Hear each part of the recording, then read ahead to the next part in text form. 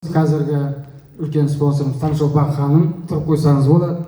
Осы кісі маған кардицепс пен черный имбирді предлагать еткен. Енді осыны ішіп көріңіздер. Мен оған дейін қаншама дәрі-дәрмек, мұсылман тауарларынан да алып көрдік, 500 мыңнан дәрілерді алып көрдік, 30-дан түсірген емес қанттың. Содан осы екеуін ішіп көрдім, 3 күнде 28-ге алып барды.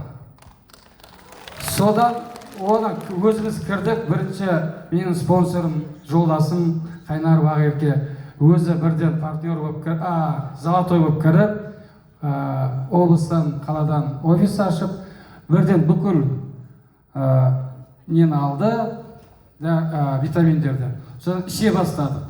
Содан 2 күнде өлшеп тұрдық. Қазір 12 болып тұр. Ол тағы айтарым, бұны ішпегенде бетіп көтеріліп кетпейді. Сол күнше тоқтап тұр деген.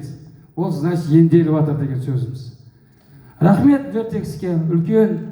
Әлде ішеміз 5-6-ға түсіріп алсақ, тағы да результатын айтамыз. Ал ем болсын барлықтарыңызға да.